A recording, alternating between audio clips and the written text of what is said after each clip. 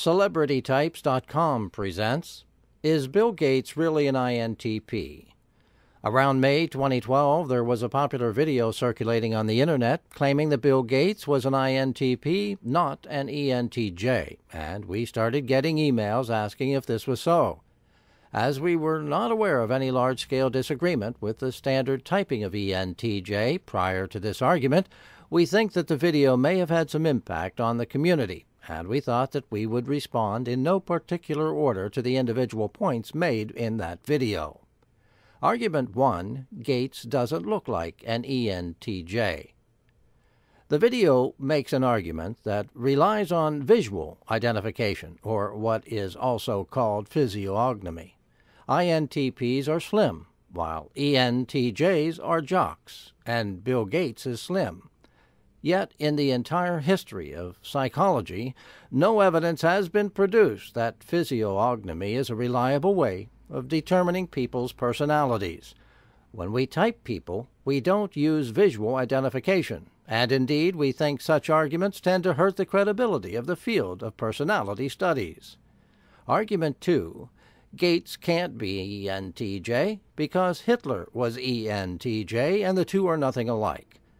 As corollary evidence of Gates' supposed introversion, the video then claims that Hitler was an extrovert. The video cites no sources for this claim, and yet, as the following quotes show, both the people who knew Hitler personally, as well as later historians and psychologists and psychiatrists, tend to regard Hitler as an obvious and strong introvert. 5 academic Hitler historians were asked to rate Hitler, and all 5 raters saw him as a strong introvert. Journal of Individual Differences, Young's Individual Differences Research, Volume 5, Number 1. Hitler could not tolerate too much social contact. Richard Overy, historian, in Goering, Chapter 9. Hitler lacked the inclination for anything more than the occasional sensational display of emotion, in particular the great set-piece speech which mesmerized the mob and left him drained of energy. John Keegan, historian, in his foreword to the Goebbels Diaries. Hitler is a shy and friendly man with artistic tastes and gifts. Young, after meeting Hitler, quoted in Ronald Hayman's Life of Young, Chapter 30. Whether Hitler had a preference for thinking over feeling, as the video claims, is also rather dubious, but that is a discussion for another time and place. Argument 3, Gates must use TI because he starts from little things rather than the big picture. Now, the video makes the argument that Bill Gates must have a preference for introverted thinking, TI, because he starts from the small particulars. This observation is then contrasted with the extroverted thinking of Tony Robbins, who, like Hitler, is doubtfully cast as an ENTJ. The video then claims that people with a preference for extroverted thinking, TE, start from the big picture and then spit out whatever particulars they need to prove the point. However, this is not an argument that pertains to thinking.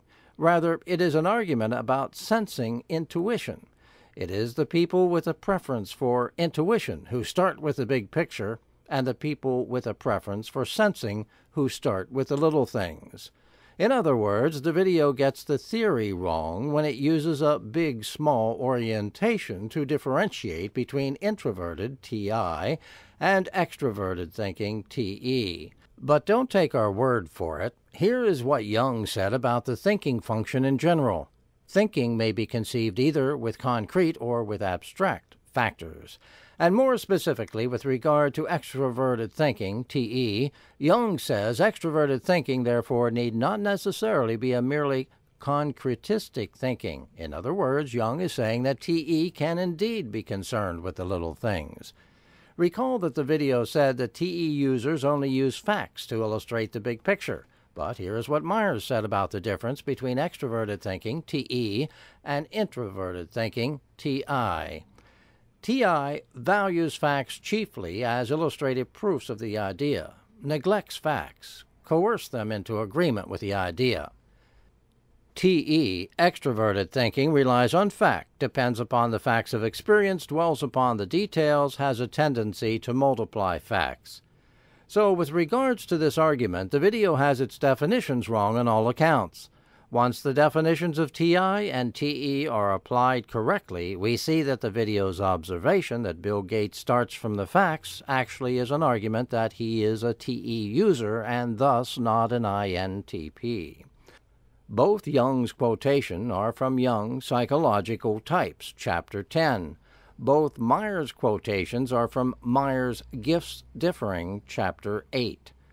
Argument 4, Gates uses extroverted intuition, NE. Then we are told that Gates supposedly uses extroverted intuition, NE, rather than introverted intuition, NI. The video actually gives a fairly good definition of NE versus NI, but then makes the wrong call by saying that Gates is using NE. Gates was never the inventor, as the video says. Gates was the businessman, the industrialist. He did not invent DOS, but rather gobbled it up from its original programmer, who could, in turn, very well have been INTP. Bill Gates saw the business opening, repackaged DOS, and sold it as a true, goal-oriented, NITE-oriented businessman would do. But again, don't take our word for it. You can read the story in Robert H. Frank's The Darwin Economy, Chapter 9.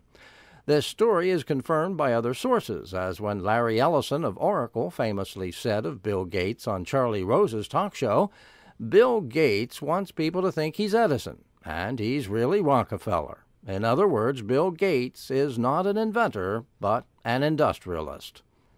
Argument 5, Bill Gates prefers inventing things to running a business. In extension of the previous argument, the video then claims that now that Microsoft is running itself, Bill Gates quickly steps down from the role of business leader to get back to what he likes best, the tinkering and inventing stuff. But are these claims really true? First, when did Bill Gates step down? If we go by when he formally left Microsoft, then the answer is 2008. If we go by when he reduced his workload at Microsoft, then the answer is 2006. And if we go by when he stepped down as CEO, then the answer is 2000. Yet, by any account, this is not a quick step down.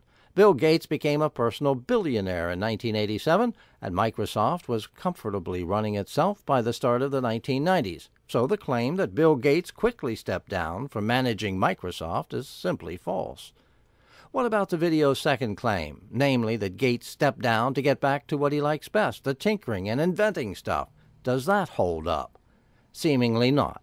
In 2006, as well as in 2008, Gates' stated reason for stepping down from Microsoft was not to invent stuff or write code, but rather to work full-time for the Bill and Melinda Gates Foundation, a philanthropic organization that Gates is running like a traditional businessman, setting concrete, numeric goals for success and failure in a field that has traditionally been marked by an absence of clear criteria for success. Gates, how do you make a philanthropic foundation work? You come up with objectives. 10 million children die each year from diseases they shouldn't die of. So you say, okay, 15 years from now, that number should be 2 million. And we'll measure ourselves according to whether that takes place. Besides the fact that this approach testifies to use of TE, adhering to a purely objective and factual standard, this approach doesn't seem so different from the way Gates was running Microsoft. And even the video in question acknowledges that Bill Gates was running Microsoft like ENTJ. Gates, I have to admit that business-type thoughts do sneak into my head. In the beginning, I knew at 10 in the morning if I'd already sold that day's worth of software. If I had, then I wanted to take care of a week's worth of sales. Argument 6, Bill Gates was a loner as a child. Finally, we get what is perhaps the video's strongest argument. Bill Gates was a loner as a child. He did not like to play with other children and preferred to spend time in front of his computer. It is unfortunate that the video uses the term antisocial in reference to this sort of behavior, for antisocial is a personality disorder and not an aspect of Jungian type. But even though the video gets its terms mixed up, The narrator might still have a point. In the management literature on Bill Gates, he is predominantly described as an introvert, and he certainly does not appear very animated or outgoing in interviews. But in the preceding sections, we have argued that Bill Gates does not use TI, but rather TE. So could Gates be an introvert? An INTJ, perhaps? Perhaps. It all depends on how one defines extroversion. In the popular parlance, as well as in trait theory, which is another school of personality studies, extroversion is defined in its more commonsensical meaning of being outgoing, animated, gregarious, and so on. This view is what could be called behavioral view of extroversion because it is primarily concerned with looking at concretely observable behavior.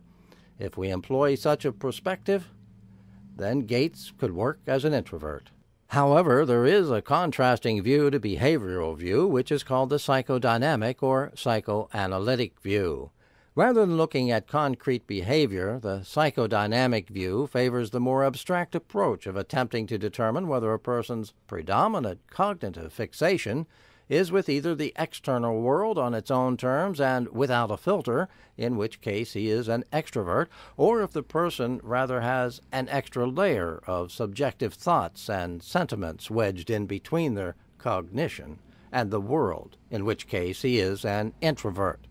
This latter view is the view that Jung and Myers employed, and if viewed through this lens, Bill Gates is indeed an extrovert. We would love to produce some cognate arguments to support this assertion that Gates does not have such an extra layer, but it is always hard to argue a negative. Example, prove that there are no weapons of mass destruction in Iraq. Prove that the Easter Bunny does not exist.